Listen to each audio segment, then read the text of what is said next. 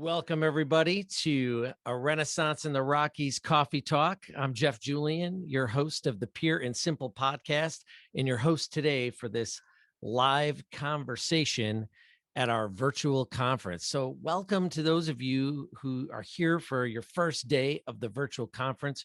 We're so glad that you've chosen to spend your time and your professional development budgets with us. We are so grateful for your continued trust and support of NCMPR.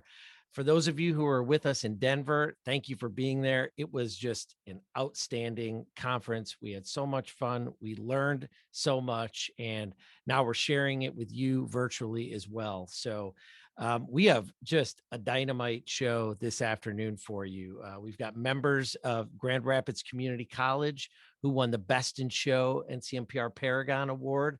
We've got some first timers from Meridian Community College, and we've got David Isai's the Petrizzo Award winner, one of the Petrizzo Award winners for 2022. So we're going to have a great conversation. We're going to have fun. We're going to close out your first day of the virtual conference with a really couple of good conversations. But before we do that, I got to bring on NCMPR's executive director, James Walters, who's been running all over the world from Denver back to Seattle. And then now he's in the virtual world.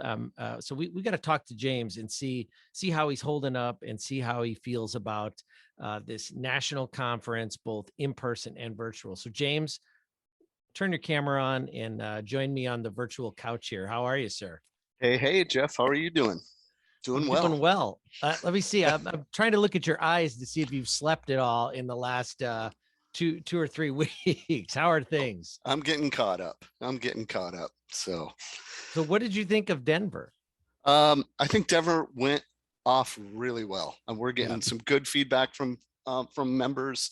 It was all a blur to me. If you were there, you'll know I was running around like crazy. So yeah, I'm not sure I saw you sit down at all. So, yeah, true. I don't know if I ate either, but Well, you in the national office did a fantastic job pulling off our first in-person conference in 2 years, right? Yep. So just an outstanding job. The content was excellent. The keynotes were all very good. It was great to celebrate with the Paragon Awards and just to see people, right? And to network in person. So, hats off to you. And now we've got this great virtual conference with so much good content. And so hopefully folks are enjoying it and taking advantage of it. James, you mentioned to me that so when we do a live Pure and Simple podcast recording like we did in Denver with the Leadership Institute graduates, which we'll talk about that as well. We typically will warm the crowd up a little bit with some questions. And you were saying before we turn the cameras on today that you were a little jealous that you've never been able to go through one of these kind of quick Q&A icebreakers. So icebreakers, we're going to do that right now. Okay. Unlike in person, I'm not going to give you a gift card for answering these questions. So you get nothing other than I get nothing. You get nothing other than joy the pleasure and satisfaction. You get the pleasure of being grilled by me on a series of questions. So I know you're a musician. So Fender or Gibson? Oh, all right. I'm going to have to go with Gibson, even though I had my Fender hat on in Denver. I'm still a Gibson guy. He's committed. He said it. Favorite band? Ooh, like a modern band or, God, that's a tough one. It fluctuates all the time. It's kind of whatever mood I'm in. Okay. Like during the Las Vegas conference, I was into Imagine Dragons because they're from Las Vegas. Yeah. And right now I've been listening to a lot of One Republic because they're from Colorado. So that's where I'm at right now. All right. It's after 5. You're relaxing. Are you a wine or beer guy? Oh, I'm a wine guy all the way. Right. Red or white? Ooh, I lean towards the white, but out here in Washington, we have a lot of wineries. I'm in Washington State, by the way. And we have these nifty little things called, wine in a can. And I love the rosé bubbles. Those are my favorite. So it's like drinking champagne all the time. celebrating all the time. You're a classy wine drinker. I'm a classy wine a can, maybe a boxed wine, something in a container of Yeah, sorts something in a container. I don't know if I'd go to the box, but sending a whole box of wine to James right now. oh, thanks. If you could live anywhere in the continental United States, where would you live? Kihei, Maui, Hawaii. Now, all right, I'm going to ask you again because I said in the continental United States. Come on. Now, last time I checked, Hawaii is not connected. If it is, if you've discovered something new, I feel like I'm headed to Hawaii now in my car. Okay. You know, I'm a West Coast person, and I don't know. I love where I'm at in the Pacific Northwest, but you know, I do like warmer weather. Okay, if it's got to be in the 48, yeah, I'll go with San Diego. All right, San Diego, very nice. But I'm still Kihei, Maui, Hawaii. Kihei is fantastic. Yeah, that's where Maui Brewing Company is too. Yes, yes, exactly. It's a great place. All right, the last question, and then we'll get to our first guests. Okay, I'm ready. Last question, then I want to ask you about the Leadership Institute. Okay. So here it is. Jeff Ebbing or Jeff Julian? Oh my gosh, you can't do that to me. I just did. Well, Jeff Ebbing, our current president. Yep. Okay. I'm going to be very or Jeff Julian, diplomatic, the person you're talking to right now. Yes, it's going to be I'm going to say this year right now for 21 or 22, 23, it's Jeff Ebbing. But next year, wow, it's Jeff Julian. I can't believe it. Wow. All right. Well, this show's over. Thanks, everybody. Appreciate you being here. We're going to close out this edition of Renaissance in the Rockies Coffee Talk. Right here, right now. Wow. Dagger to the heart. Okay, fair enough. I see what you did there. You know, you gotta play the cards politics. Right. Play your cards. I mean, he is the boss right now. He's the boss. Absolutely. So. Yes. It's the era of the Jeffs. So, yep. Let's talk about the Leadership Institute before we bring on our first guest, because of everything that happened in Denver, and so much did, and it was just so much fun. But the Leadership Institute graduation was a full day with the Leadership Institute graduates giving their final presentations. And as somebody who got to attend that, I was just blown away at the experiences that the Leadership Institute graduates shared, how much it seemed that program impacted them. Mm-hmm. And everything that they learned. And there was this real camaraderie that was created amongst these 18 individuals, I believe, who participated in that program. So I know the application process is open right now for the Leadership Institute. So talk about what you saw being so close to the Leadership Institute, and why someone should participate in this program. Man, it was fantastic. It was fantastic to see their presentations, and that just was the culmination of their year spent in this program. And what was cool for me is to be there and open them in Denver last June, and then to come full circle with them and be there in March as they came together. And what was really cool is they were a cohesive cohort. I mean, they hung around together, and they were there encouraging each other. I think a few members were there during your podcast watching. So it was really cool to see them come together. And the Leadership Institute is open for the next few weeks. We've got applications open. We've got quite a few coming in. So we're looking again for about 18 to 20 candidates, and we'll be kicking off June 9th in Orlando, Florida this year. Fantastic. And there's scholarships available as well. There are scholarships. Yes. The districts are offering scholarships again this year. It's a great way, to help offset those costs. I mean, it's just, it's a really generous scholarship. So if anybody's thinking about going, it's like, I'd get that application and that scholarship application in right away. And they can do that right at the NCMPR.org website. NCMPR.org leadership. That is correct.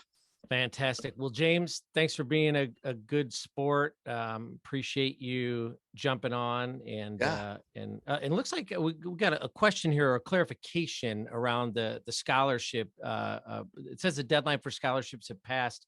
Is it possible that we might extend that? Oh, totally. I think I just saw that going in. Yeah, we're extending that. I know we were at least looking toward the 15th of April. So that's 2 more weeks yet. We're going to extend that. So we got a lot of interest, got a lot of folks coming up to us, a lot of applications submitted in Denver. And yeah, it'll be open for another couple weeks. Great. Thank you so much, James. Please. Thank you, Jeff. Please encourage your teams to apply for the Leadership Institute. It is just a wonderful program. James, thank you, sir. Thank you. Thank you. All right. Before we bring out our first guest, I want to thank Jacqueline Garver, who is, she's a producer for Pure and Simple, for the Pure and Simple podcast. I'm going to say you're the executive producer. I don't know if I have the power to do that, but you have just become the executive producer now, Jacqueline. And she got me something very nice that she gave to me in Denver, which is this fancy mug here, this Pure and Simple mug with my name on it. Thankfully, it doesn't have my mug on it because it would make it less valuable. But so cheers, Jacqueline. Thank you so much for thinking of me and commemorating my time hosting this podcast and these fun coffee talks. So without further ado, it is my pleasure to bring on Dave Murray, who is the communications director at Grand Rapids Community College in Michigan, as well as Melinda Powers, the associate director of communications at Grand Rapids Community College in Michigan. They won the 2022 Best in Show winner, and I still haven't had a chance to ask Dave how much that cost him to make that happen. But that'll be my first question. And this year's judge was Common Ground Public Relations, a full-service award-winning St. Louis public relations firm with local, regional, and national clients. And Dave and Melinda's entry, Grand Rapids entry, was chosen among 52 Gold Paragon winners, and it was for their GRCC Foundation 2019-2020 annual report. I know you heard that right.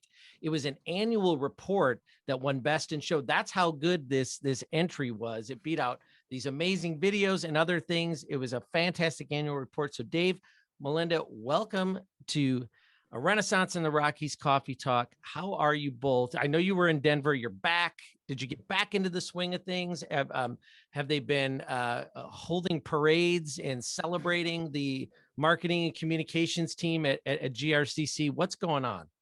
We actually did have a wonderful celebration with the members of our foundation who worked with us so closely on this project. We had an amazing breakfast spread, and it was wonderful to celebrate with the whole team because this project in particular represents the work of an entire team. Everyone has their fingerprints all over this particular project. So it's so exciting to be able to share in the celebration with them. Okay, you're sitting there at the Paragons. The lights are down, the video's going, we're getting towards the end. Did you have any inkling that you might be winning the Best in Show? Were you thinking, oh, come on, this is us, we've got it? Or were you like, whoa, I can't believe it? We were flabbergasted. I had my fingers crossed for Best in Show for the video that we had won a gold on. Okay. And so when they said Best in Show, Grand Rapids Community College, I looked for the picture of the video and it was the annual report, and we both were so shocked.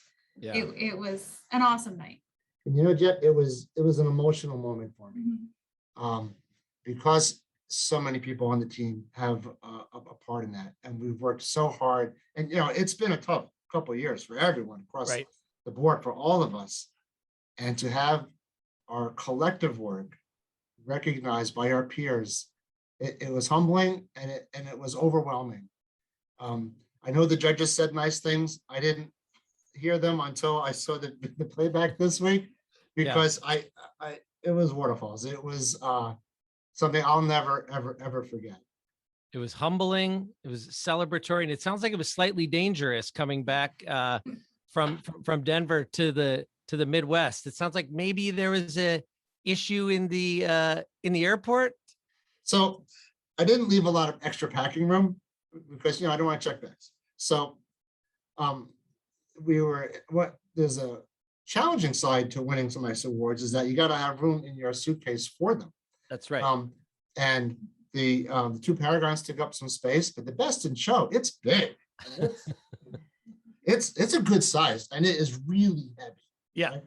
So When I barely got them in there. I had them all surrounded with other clothes to protect them in the carry-on, you know? Yeah. So it goes through TSA and you see it, you know, they bring it back and forth, back and forth. I'm like, well, that's different. They must be admiring them. And then they take it out and they put it on the cart. And you know, when that happens, you're unpacking. I mean, That's not a good what that sign. Yeah. Right. And so we opened it up and they took, and of course, it's never going to go back in the same way. Yeah. So they were all, and they had to open up the boxes too. And I said, those are some awards that we won. We're very excited by this. And there were like 3 of them standing around by the machine and they all came over to look and they were passing around the best in show. And they're like, what is this? Is it a diamond? Is it real? And I got a chance to tell them all about what we did and how it was a team thing and we're all excited. And then they didn't help pack it up again. So that was, it took something. But the people who are in line behind me, they got to hear all about the Paragons and NCMPR and the report. So that part was exciting. I like thinking that there was a moment where they thought you were a diamond smuggler. Coming back from Denver, you know, the hotbed of diamond smuggling, as it were. Real highway of smuggling happening. That's right. That's right. The diamond Surrounding smuggling. socks. Yeah. In socks is the traditional way to bring diamonds back from Denver to the Midwest in those socks. Well, what do you think made this project in particular stand out to the judges? And I also want to ask you too about the partnership between the marketing team and your foundation. But first, what from your perspective, what made this project stand out? Yeah, Jeff, we recognize that the power of storytelling, and really by nature, all of us in marketing and communications, we're all storytellers at heart. We want to tell people about the students we serve, the way we serve them, the donors who help them, and the impact that we have on their lives. And we decided this year, for this particular edition, we're going to focus on the people. The people tell the story, not necessarily the events and the activities that happen, but how lives got changed because someone enrolled in GRCC and because someone from our foundation was there with the scholarship to help them overcome those financial obstacles. We often, once a year or so, for sure, we gather some of the scholarship winners and then we get to meet the people who supply the scholarships. That's a chance to hear their stories. And it's a very emotional time because you realize what it means to people to have someone say, hey, I believe in you and I'm going to help you overcome this financial obstacle. You're going to graduate and you're going to thrive. Yeah. And to hear them in their own words tell those stories. So that's what we tried to focus on with this particular report. Melinda, from your perspective, you know, an annual report, right? I mean, we've all done them. They're I don't want to say they can be very traditional, right? In terms of like, it's going to have this, it's going to have that. So kind of, what did you do to make this one stand out? Or what are some things that others might think about when they're putting together their annual reports for the next year? We wanted to keep it very fresh and very appealing. What we do every year is write amazing stories. And this year, our designer, we asked them, you know, you've got a clean slate. Just show us something new and exciting and fresh. And so she did just that. She brought in the graphics and she brought in the infographics and the call outs really to give those headlines and the photos room to breathe and room to stand out, to pull the audience in, give them a reason to read that headline and give them a reason to dig into that story. Because year after year, we've had some really powerful stories and some really exciting students to talk about, but we haven't had the ability to let a designer take the project and run. Talk about this particular spread in particular that Jacqueline has up on the screen right now. This was a really interesting story, and I know it resonated with the judges. Absolutely. So Chef Danny De La Cruz is a trailblazer, and we got to talk to her and hear her story one day in person. And she came back to talk to our culinary students to inspire them, and we had a chance to sit down with her. She was the first Latina and woman to host a Super Bowl party. She is the whole Super Bowl. She's the executive chef for the Miami Dolphins and for Hard Rock Stadium. And she tells about how she came here as a child to Grand Rapids and didn't think college was something that was an option for her, but she wanted to try it. And she was selling empanadas at the farmer's market to raise money for her family and for her scholarship. And she slipped away for a while because life, as happens to so many of our community college students, life happens. Right. But our professors kept in touch with her and they encouraged her. And they said, Danny, you come back. We'll help you. There are ways, there are scholarships, there are opportunities to come back. And she did. And she graduated with the top award in the class for the highest academics in the culinary program. She has done events from the tennis championships to college games to Grand Prix races to the Super Bowl as the head chef for the Miami Dolphins. The first woman, the first Latina to be the executive chef for a Super Bowl. It was really exciting. We were so proud to tell her story, and we remain in touch after this. She frequently comments on our posts on social media. That's fantastic. So I see you've got a couple, I think those are medallion awards maybe behind you, if I can. Oh, yeah. How about that? I see that right. So you bring back something like the Best in Show or your Paragons or maybe the medallions from District 3, which, I mean, it's great to always have that recognition from your peers, right? But Dave and Melinda, as leaders of your team, talk about how you're able to employ something like winning awards like this into building team morale, or helping folks stay focused on the many projects that they're working on. I've got this one. If you, you go. It's really exciting when we are working on a project and it's really coming together. Whatever category, we're not aiming for something in particular, but we look at each other and we say, this one's going to be a winner. We're going to take gold at the Paragons. We're going to sweep, and so we really use that to energize and motivate ourselves. And it's a lot of fun too, because we say, the competition among NCMPR for medallions and Paragons, it's tight. There are some really fantastic teams out there. There are some fantastic teams of one who do some amazing work. And so I really like looking at them and thinking, we're going to beat that next year. We can do better than that. And so that's really motivating too. So we bring that energy back to the team as well. And we bring some great ideas back, like, what do you think they combined? How do you think we could apply this to X? And so it's really, I haven't come down yet from the conference in Denver. I'm still like on that high. I'm still churning through ideas and sharing them with team members. So I hope they don't mind. I'm constantly like, we did this, we did that. Yeah, it's a lot of fun, and it motivates you throughout the year. And it doesn't help that the medallions are coming up and we've already got a list of things that we're thinking about submitting. Right. So get ready. I love that that concept as well that you shared. As you kind of go through the awards ceremony and you're watching other projects come up and programs, and it's like, it gives you a chance to borrow ideas, so to speak, right? And just be inspired to. Who was it last year that won Best in Show? Was that Allison Hayes from Delaware Tech? I would have to. I would have to go to my producer to see if that's true or not. I haven't. Oh, she's saying yes. Jacqueline says yes. You are, Melinda. You're like a historian of the Paragon I was Awards. like, that's the one. That's the one I'm going to be. And unfortunately, I didn't. I'm still coming after you, Allison. I didn't beat you yet, but I will. It was so inspiring to see what she could do. What someone with a team like ours, working on a budget like ours, for a purpose like us, for a mission. That type of quality and that type of excitement, and how she could tell that story of her students and, the changing of the lives, how she could do that in a video. And I'm like, I'm going to do that. And someday I will. And so I think that's the motivation. It's fantastic. Almost like the Paragons are a master class. Oh. We get a chance to connect with the biggest and the best and the hardest working and the folks from all over our country and Canada, right?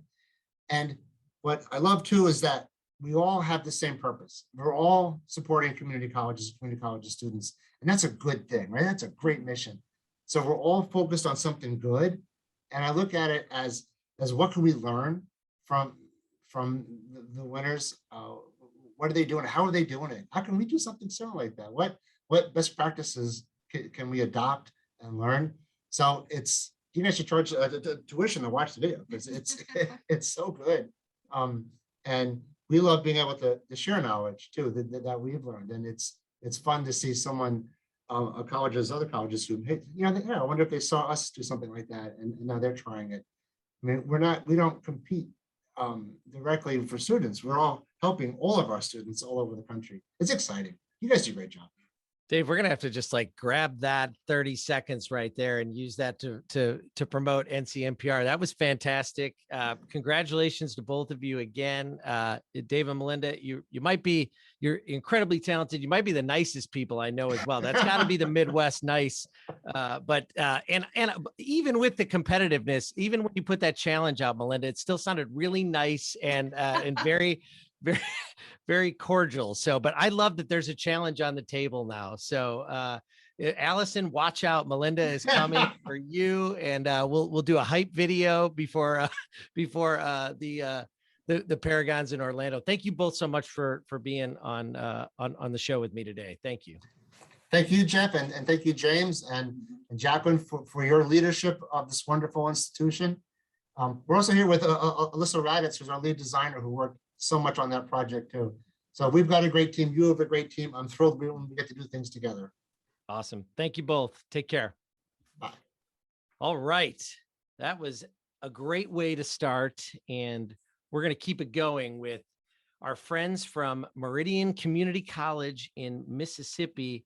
We've got three folks from Meridian. We've got Dr. Tom Hubner, the president of Meridian Community College, Leah Hill, who is the vice president for institutional advancement and the executive director of the MCC Foundation, and Amy Miller, who's their graphic designer. And apparently Amy is the only one who had to be in the office today while Dr. Hubner is outside, and it looks like Leah is enjoying herself somewhere. We're going to get into that. We'll find out why Amy had to stay behind while Dr. Hubner and Leah were out working in the field, right?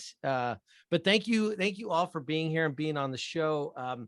This is your first time. You guys are first timers, first time attending an NCMPR National Conference. You brought 4 people to the conference. So Dr. Hubner, what was it about this conference and NCMPR that you thought, I want to make sure my team is there this year? Right. Well, thanks for that, and pointing out to everyone that we made Amy stay at the office and work today. I appreciate that. No, and she's the one who loves outdoors, and she enjoys having, and her office doesn't have a window. So how terrible is that? So insult to injury, right? I know. Well, no, I mean, this particular subject is something that's important to me based on my background. I was a communication professor for a lot of years and kind of found my way to the presidency in a bizarre, unusual route. And so having worked through admissions and recruiting and marketing, I knew how important, this was, and spending, 20 years of my education, of my higher ed experience in private four-year universities, I knew how important it was. And I always dreamed that if I ever got to be a president, that I would be able to put together this dream team, and that I would let them, do what they needed to do to help promote the institution where I worked. And so I've got a fantastic team led by Leah, and Amy is a member of that wonderful team. And we have others who are part as well. And being able to be someplace like NCMPR, I've known about it for many years and have wanted to attend, but being able to say, let's go and bring a core group of people and see what best practices look like, what's the latest, greatest, what are institutions who are like us, what are they doing, how can we showcase our work, and how can we learn to be better. So it was really an ideal situation. I was glad I got to be a part of it. That's great. Leah, from your perspective, having multiple members of your team at a conference like this, what were you hoping to achieve, and what were you able to learn while you were in Denver? Well, so one of the things that he forgot to mention was we were also up for an award. And so MCC was up for the Facebook award. So we actually brought home silver. So that was a big push for us too. Excellent. And to be honest, I have to give Amy credit for this. Years ago, she attended, I think, a district conference in New Orleans. And I have her talk about that conference, about how good it was and how much she learned and how she felt renewed in this professional capacity, and wanted if she ever had the chance to be able to attend again, that she wanted that chance. And so when I came back to MCC a few years ago, we were members, and she's really good to point out articles in the magazine and to note emails. I mean, Amy is a big fan of NCMPR.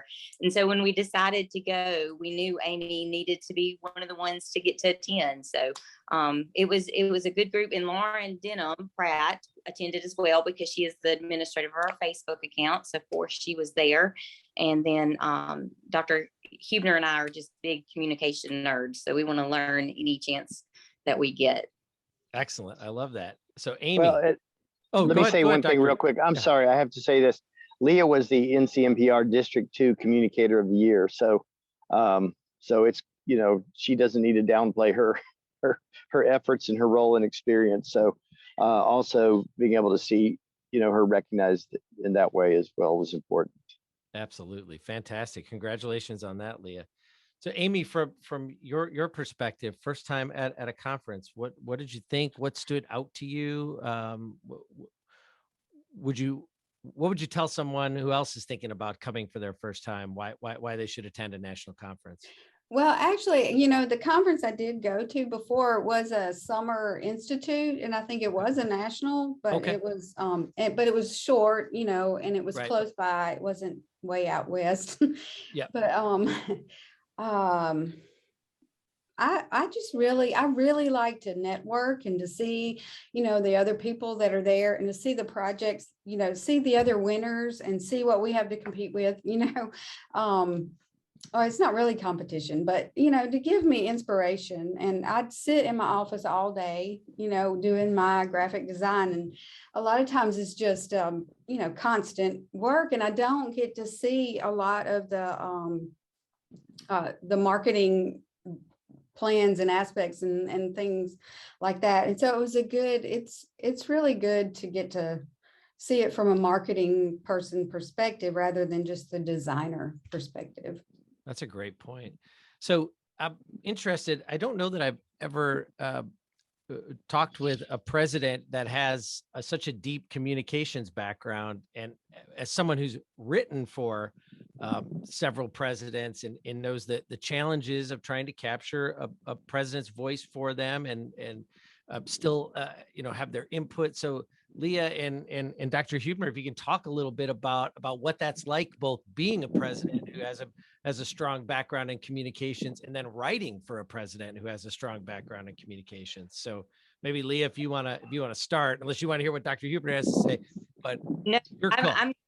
I'm fortunate, and I can say myself blessed because he is so involved, because I've worked for a few other presidents that didn't have that background and weren't in that area. But I mean, to be perfectly honest, I don't have to write for Dr. Huebner. He writes 99% of his own things. We just maybe help him out every now and then. But for him to have such a strong communication background and a knowledge of what we do, the support's tremendous. And so anytime that we have an idea or something that's out of the box, he's usually right behind us. As long as we can prove it and prove that, we think that it's going to work with, data and things like that, he's good. So I can tell you, when he said he's got the dream team, I mean, we're pretty fortunate to have him as our leader. Absolutely. Dr. Huebner, your thoughts? Well, So, so the long story short is that I was like, a lot of people were like on the chess team or in the band or, played football I was on the debate team. That's what I did. I went to college on a debate scholarship. Then I went and got a master's degree in communication. And then I got a PhD in communication. Then I taught communication. And so being able to articulate a vision and be able to communicate that vision with the exact words and understand who your market is, or your audience, as we would say in certain, academic communication studies, and how the message needs to interact with the person and the people, and how it's a reflection of your brand, all of that stuff that I'd studied and was a professor for many years. And so I kind of have a really strong opinions about how all that stuff needs to work together. But it's not limited to, like, I'm okay with like what's next. I'm always thinking about what's next. Is there a better way to use our resources? We need to, obviously, traditional media. To what extent should we engage traditional media versus new media? And so those are things that I think about all the time. And I thought about them as a professor. And then I guess however many years, 12, 13 years ago, when I moved into administration, I was able to kind of carry that perspective. And then, when I was building my team here, I'm fortunate. We have people who have the talent, various, Amy is a graphic designer extraordinaire, and I don't have that skill. I don't see that. Leah is engaged not only from an institutional advancement perspective with, donor management and understanding our market from that perspective, but she has a background in academic study and social media marketing and communication as well. And so being able to say what do the data say? What's the best approach for us to take? What's working? What's not working? And not be afraid to change something if it needs to change, or to be out of the box if we need to be out of the box. There's almost nothing that I'm afraid of in terms of how we can, market and sell and communicate to people about what we do. So it's, I've always said I get to move the pieces around as the president. So if I ever got to be one, like I said, I would put the pieces together that I thought could move wherever I was forward in the way it needed to. And so I'm very blessed, very fortunate to have that here. That's fantastic. Leah and Amy, I'm thinking there's folks watching this that are very envious of the fact that you have a president that really gets it, right? And seems to be an advocate for the marketing and communications team. So that is just outstanding. So you got to attend the conference in Denver. And what's wonderful about the virtual conference is a lot of the sessions that were put on in Denver are being offered to our virtual attendees. So was there a session or just a takeaway from your perspective that really stood out to you that you would recommend that the virtual attendees seek out over the next few days? And I'd love to hear from all three of you, even if it's not the name of the session, but maybe just something about a session or a takeaway. So I'll go first, and I hope that it's not too late, because this was actually one of the pre-conference workshops that they had, and it was specifically on branding. And I've attended conferences my entire career, so 20 years of going all over for conferences and workshops and classes, and it was probably one of the very best that I've ever attended. It was from I think an ad agency or a consultant group of some type presented to us, but I mean, we did activities, we collaborated as a group, we came up with campaign strategy. I mean, it was phenomenal. And if that was all I could have attended at the entire conference, it would have been worth it. It was tremendous. Great to hear. Those pre-cons, you can really dig into to a topic over an extended period of time, right? And really soak that knowledge in. So that's great to hear. Dr. Hubner, did session or I think there were so many things that were excellent, and I would agree that it's one of the better conferences I've attended. There was one where the person, I don't remember her exact title, but she was institutional advancement of, I think it was Monterey Peninsula or something of that nature in California. But it talked about how student services, student affairs can partner with the advancement office, and talked about this program that was called the Evans Scholars Program, where they were able to take kind of the needs of the donor and use that, and talked about the processes of reaching out to and communicating with students who we would often call them underserved, but that wasn't the word that they were using. But it was the idea that that there are people who have opportunities that can be achieved if they couple with the right resources. And so there was a donor who supported that, and that is it was a perfect solution to a challenge we have here at our college with a donor who is wanting to invest resources in people who have temporary barriers. And so being able to hear those ideas and some conversations about them in that particular session is something that I think it's absolutely going to impact our institution. That's great. And I'm glad you brought up the term underserved, because that's one of the takeaways that I had from the conference. I think it was our opening keynote that talked about instead of using underserved, using the term underestimated. And I underestimated. I love that's that. right. I do too. Yeah. It reframes that whole concept and just really it puts the focus on the student and centers the student in such a positive way. I love it. Yeah. Absolutely. Yeah. I love Amy, it. how about you? What stood out for you at the conference?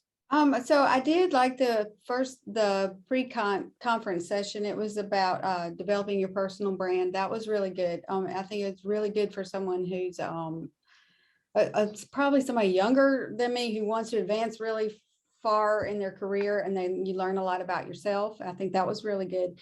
But the other conference session that I really liked was the Words Matter, and it was with Cheryl, I think it's Cheryl Broom at Graduate Communications, and Christina Romero.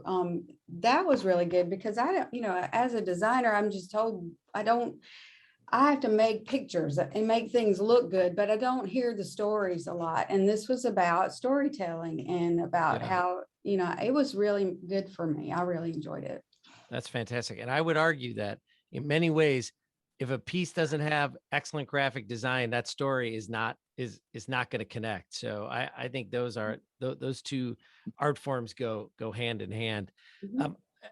As we wrap up here, and I want to thank you all so much for being a part of the show and for being first timers at the conference. And we hope that goes away quickly in your second and third and fourth and fifth and in 20, however many times you want to come. But Dr. Huebner, because you attended, because you're a president, I think it's really important. Maybe if you can articulate why you think presidents should attend the NCMPR National Conference. How was your presence helpful for your staff, and how did it benefit for you to attend? Well, aside from the fact that you kind of get to have fun together with people with whom you work, that's always positive. Our institution has been around since 1937, but it was affiliated with public schools until the late 60s. So what I'm about to say is bizarre, but it's 100% the truth. I am the third president in the history of my institution. Wow. And the first one, who was president 38 years, I learned attended NCMPR. And I'm like, you got to be kidding me. Because he was in his day very progressive, and he was in his day thinking about the importance of that marketing piece. I mean, every communication, every community college is replete with stories that are so powerful, and we can all tell them. But being able to connect those stories with real people and real people with opportunities is just so significant and important. And we have a lot of things. Like we'll go to presidents' meetings, which sometimes are exciting and sometimes are not. But I can give you a list of the kinds of vendors who are there, and I remember thinking to myself when I was going through just the vendor hall, how valuable that interaction was. I mean, because it gives you an idea of vendors are typically connected to the way people are thinking, and how you often are reaching this generation. And so just being able to see that and see their approaches is informative for me. And I mean, I think we spent money, like just bought stuff, which is good. But and then be able to be in touch with best practices in those ways, because at the end of the day, if we're not connecting with our potential students, then it doesn't matter. I mean, if we're not, we could be really great at what we do, but if we don't have a way of connecting what we do with what people need and who they are, then it doesn't matter. So the story is as important as anything else we do. Leah or Amy, your thoughts on having your president at the conference? What did that mean to you? What did that say to you from a team perspective? Do I need to turn my camera? You got to leave now, Dr. Huebner. I get worried about the size of his head, but he's outside, so that's okay. He's got room to grow and expand. I think that's one thing that our entire college, in all the departments and programs and in their own unique kind of way, feel that support from him. He does a good job of making sure that he attends program reviews, and he's gone to several conferences that relate to different organizations or student organizations that have won awards like PTK and some other things like that. And so I think he's a little bit progressive and different from some other presidents at other, institutions, that he's very hands-on and he's very involved, very approachable. And those are things that he's always been. And so I didn't think twice about him going. I mean, he's the leader, but he's also part of the team. And so, to me, it's, I think I've gotten a little bit, apparently I'm a little bit spoiled, and I don't know, that's right. Don't know what other people are having to deal with, because he really is supportive. And we do appreciate him being a part of what we do. That's great. And I really enjoyed being there with both of them, because I know Leah really well, but Dr. Huebner, I have not really been able to engage with, and he's a lot of fun and he's a great guy. So, and I like him. That's fantastic. Well, Thanks, let's Amy. end on that note, Dr. Huebner, before. Yes. We'll expect our raises in the next, right. or two. Can't hear. Oh, he's lost audio now. Thank you all so much, Meridian Community College. We appreciate you. Thanks for being here, and hope to see you very, very soon. Thanks for being here. Thank you. Appreciate it. Thank you. All right. We're coming up to our final guest of this episode of Coffee Talk, the Renaissance in the Rockies Coffee Talk. There he is, my friend, David Isais from Los Angeles Trade and Technical College, where he was the public relations and communications manager. David, how are you, Jeff? How you doing, Jeff? Doing good. Good to see you. Saw Yeah. you in Denver. Saw you get your Petrizzo Award, 2022 Petrizzo Award winner. Now, I can only imagine when you were first contacted about receiving the Petrizzo Award, what did you think? Well, I thought Deborah was lying to me, that it was just some fake thing. So, but no, she said, that we had nominated you, and everybody had agreed that you would be a great recipient, which is unbelievable, because, we only see each other once a year. I mean, though we do exchange things on the listserv and some of those other ways, it's not like we're always with each other. And so for me to be honored by, fellow PR managers and PR people and graphic designers and all kinds of other people is just amazing. I was blown away. I think I told Deborah 3 times, I'm blown away. This is incredible. And, I give kudos to Alan as well, because he won a Petrizzo too. So it was just an incredible night, or incredible day. And I had a great time, and, just honored, just very honored. That's fantastic. So you mentioned Deborah, our immediate past president, Deborah McGoy. You guys you got a history. You've known each other for quite a while, since the 70s. And I know that Jacqueline has some photos queued up here for us to take a look at. And, we just want to get first blush reaction when you see these. Okay. Jacqueline, you want to bring up, oh boy, David, look at that. Yeah, that was, my best effort at Peter Frampton.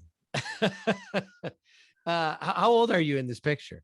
Let's see, summer 79, I was going to be 24. So I guess 23, and I was going to be 24 in a couple of months. That is fantastic. And Jacqueline, show the next one, because I want David to talk about this program that he and Deborah were a part of. I believe this is the next photo that we've got queued up. And David, this is in the Dow Jones newspaper initiative, fund, right? internship program. So Dow Jones was trying to get minority journalists involved, and placed in newspapers across the country, because you think about back in 1979, I mean, when I was in a newsroom, there was nobody that looked like me, and nobody, I'm sure, that looked like Deborah. So they were really doing an effort to try to get some of us to get a job at a newspaper, and in some of the big ones around the country. So this internship was for a summer, and 11 of us from around the country were selected. And one of the people selected was this young lady from Boston University named Deborah Martine. And she was fun and intelligent and exciting and funny. And so obviously, everybody wanted to sort of know who she was and know where she came from. Great Neck, New York. I'd never even been east of, Las Vegas. So Great Neck seemed like another country to me. Right. So we all met in Bethlehem, Pennsylvania for like a 3-week boot camp. And I got sent to the Hartford Courant. I didn't even know how to spell Connecticut very well at the time. And she went to the New York Times and spent that whole summer. She invited me down to New York because I had never been to New York, and I'm already, 24. And so she showed me around, and we had a blast, and we kept in touch for many years.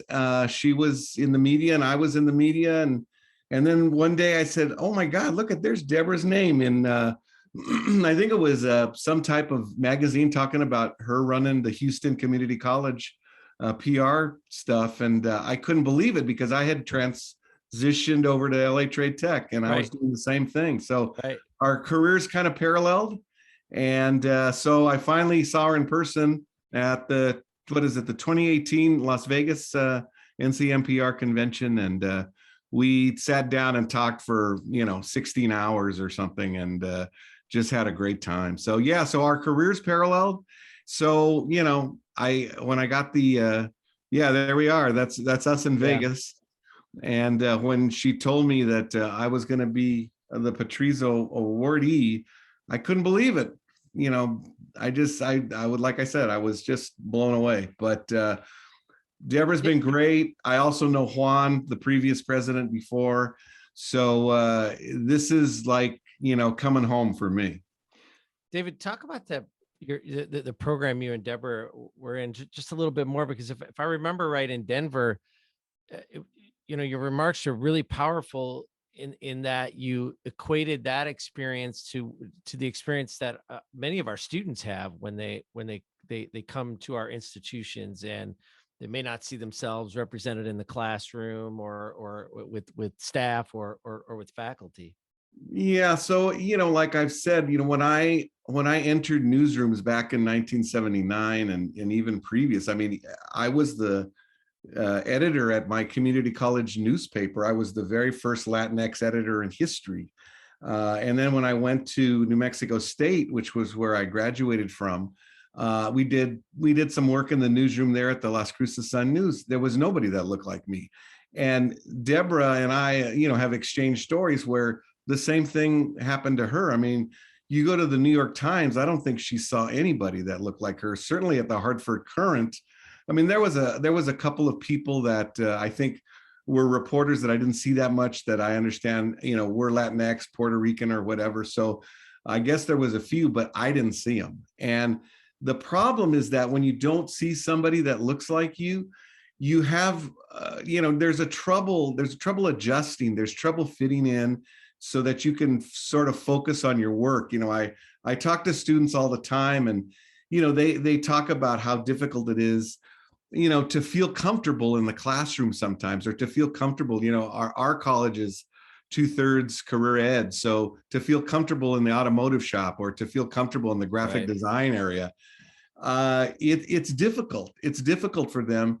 And it's just one more hurdle that you sort of have to get over. And, let's face it. I mean, I'm sure a lot of us have heard, like when I was typing in the Las Cruces Sun News newsroom, I used to do 2-finger typing, and the editor said, "You're never going to be a journalist if you work like that." And I said, "Well, I don't know how to type like with all 8 fingers or whatever." So, we get that all the time. And I'm sure that there's been students who have heard, you're not going to cut it. You're not going to make it. You're not going to get through 2 years, or you're not going to become an automotive technician.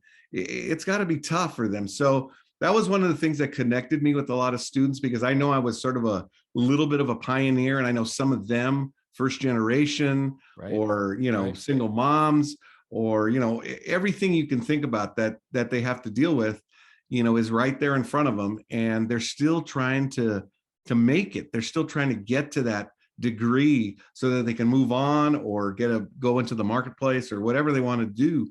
And it was great to know, to have somewhat of a feeling that I know where you've been, and I'm going to try to help you here. And if you ever need, anything, if you just need to have somebody respond to an email, I'm here for you. I can tell you're passionate about the students that you served at Trade and Tech College. How did that inform the work that you did as a marketer?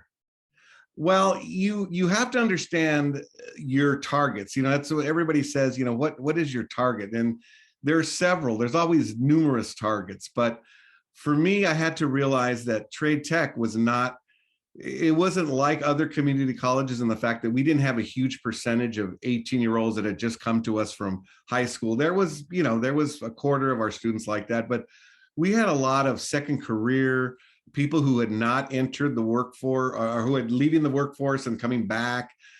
We had people who had never gone to college at all. So there was a little bit of a different target for me. I had to, make sure that that our message was about being successful in your life, furthering it, not so much get a degree. I mean, yeah, that's important. Get a certificate, that's important, but more of like, this is going to promote you into a life that you can, that you can go and you can, buy a house and do all those things that you want to do to support a family. So it was a little bit different than maybe some other colleges. I felt like we had to do different stories. I heard you talking about stories, and that's exactly what we had to do, come up with different stories, some of them that would sort of resonate with the people that are, here on the campus, or, at the campus. One of the stories that comes to mind, Maya's Rubio. She's a fashion designer who just got nominated for an Academy Award last year. And she talked about her immigrant experience of coming to Los Angeles, not knowing anybody, and then going to Trade Tech. Yeah. And eventually she went to UCLA, and now she's going to win an Oscar someday. She was nominated last year. So those are the things that connect our students. When I put that out and I say, hey, this person has your story. Now is the time for you to sort of move forward as well. Students, they respond to that. It resonates with them. So that's what I've been doing. That's what I've been doing. To your point, seeing folks that look like them, right? Yes. Being successful, and yes. And the same journey, a lot of the same journey, which I think makes them feel like, wow, they did it. Maybe I need to focus on trying to finish myself. So David, I believe I have this right. President Obama twice at LA Trade and Technical College. Yeah. How did you swing that, and what was that like? Well, I don't know if I would say swing it. I remember my assistant, and she said, "Hey, David," and she had this look on her face like, "Oh my God," and I thought, well, what happened? And she said, "That was the White House." And I'm thinking, what? And he said, yeah. He goes, "Remember when Obama was here as a candidate?" I said, yeah. I said, I completely remember. We did we were helping him out. It was the day he came to campus, the day when he was going to do the debate with Hillary Clinton. So I think he needed a place to sort of warm up, let's say. Sure. So we gathered 2,000 of our closest friends, and he warmed up. He did a lot of it's kind of a town hall, and he answered questions, and it was great. And we were picked, as from what I could tell from the people from the presidential group, It was because of the demographic of the college. It was because of the location. We're in downtown Los Angeles, and because he felt like that would be a good platform for him to present his message. So that's why we were picked. Now, the second time when my assistant says, "Hey, that was the White House on line one," he was going to promote a workforce initiative. And so why not? A place where we do a lot of workforce stuff. And that's how we got called. So they told me, oh, the Secret Service, they didn't say Obama at the beginning. They said high-ranking Washington person wants to come to campus. They said the Secret Service wants to come on a Sunday to talk with you. I'm like, a Sunday? Then I knew something was up, right? Yeah. So when they pulled up, the lady who was the head of the detail said, you got to make sure you watch, I think it was, I don't know if it was Meet the Press or Face the Nation. Somebody's going to mention something. And sure enough, when I listened to it, he said, yeah, I'm going to go to a community college in a couple of weeks to announce my program. So I said, oh boy, here we go. There you go. So yeah, so they were there, 3 weeks of preparations and, all the stuff that goes with it, who's going to speak, who's not going to speak, right, who's going to get a ticket, who's not going to get a ticket, how we handle the public, how do we close down the campus.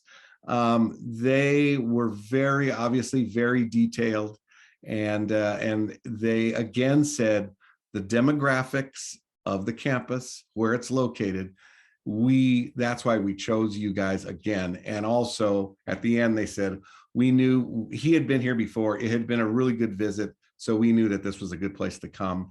I was very pleased about that, but even more pleased that the students kept telling me, Mr. Isais, President Obama came to my school. Right. And I said, yeah, he did. He did. He didn't go to USC. He didn't go to UCLA. He didn't even go to Occidental, where even he attended. I said, he came to Trade Tech because of you. And they were blown away too. That's amazing. So David, you may have heard me talking to James earlier about the Leadership Institute that NCMPR has. And I'm curious, with your experiences and being a Petrizzo Award winner, what do you tell first-time leaders? What's the important lessons of leadership that you've learned during your career?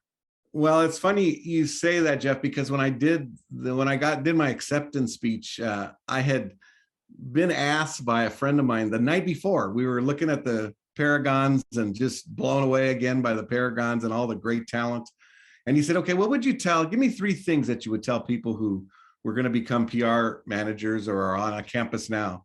So the number 3 for me is you're not going to get to everything. And I say that because so many of us beat each other up or beat ourselves up because we don't finish something or an idea that we thought was great. Some other college does it and it's a big deal. And you think, man, I should have done that. You can't get to everything. Now, unfortunately, I was basically me and my assistant. That was it. So I was a one-man band pretty much. Yeah. And I know there's one-woman bands all over the country too.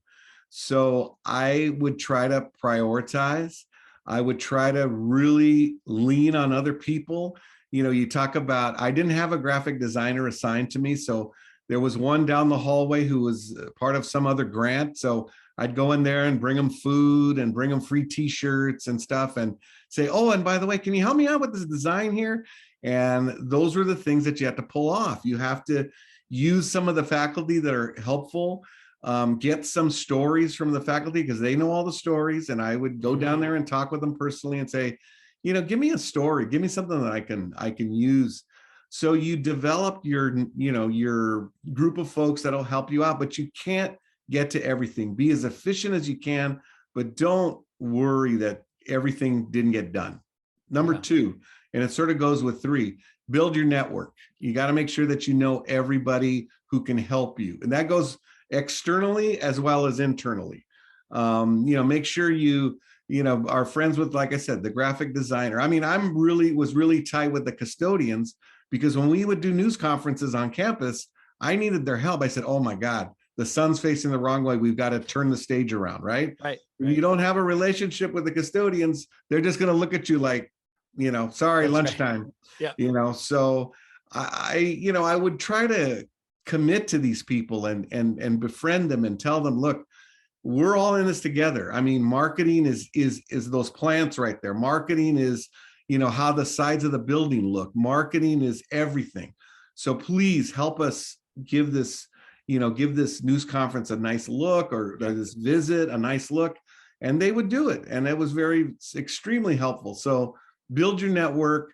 Like I said, not only people within the campus, but people outside the campus. And I was fortunate. I was working in the largest community college district in the country. So there's 8 other PR managers at campuses in my city.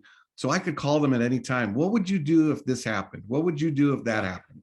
And they would offer great advice. And a lot of times I would take it. So that would be number 2. Number 1, I would say, remember that your job is to improve the student experience. We get lost in the social media. We get lost in how great the TV commercial looks. Your job is to improve the student experience. And that will obviously lead to student success. So it could be things as simple as answering an email. It could be things as simple as when you're in the elevator, you said, "Hey, how's it going?" And "Oh, I'm Mystery Size. I'm the guy that inundates you with emails." "Oh, yeah, you're the guy. Oh, you know what? I wanted to tell you something." And that's where you make the connection. And then they're saying hi to you on campus. And then there's, "Mystery Size, I'm struggling with this class." "Okay, well, you need to go and do this. And you need to try to get some help here. Here's a tutor." So those are the things I think that really, make a difference in a student's experience, is that you're connected. And when I hear students tell me, "Mystery Size, you're the only one that responds to my emails," that makes me happy. I mean, it makes me sad in the fact that we're not responding as well as we should, but that somebody somewhere connected with them. And that's all they want. That's all they want. They just don't want to feel like they're by themselves. And, I hope that I did a good job in trying to make sure as many of them felt like I helped them out. Well, David, you are truly deserving of the Petrizzo Award for 2022. And I just want to thank you so much for spending some time with me this afternoon. I really appreciate it. Congratulations. Thank you so much, Jeff. My pleasure. And best of luck to everybody in NCMPR. Thank you so much. Well, everyone, thank you for being a part of the Renaissance and the Rockies Coffee Talk. We really appreciate it. We ran a little long, but I think we had a really good conversation. There's Dave waving, and there's David. We got the David, Melinda, Amy, James. There's Jacqueline, Leah. Thank you all. Dr. Tom Hubner, we appreciate you, and enjoy the rest of your virtual conference. Thank you so much for being here. We appreciate you. And go NCMPR.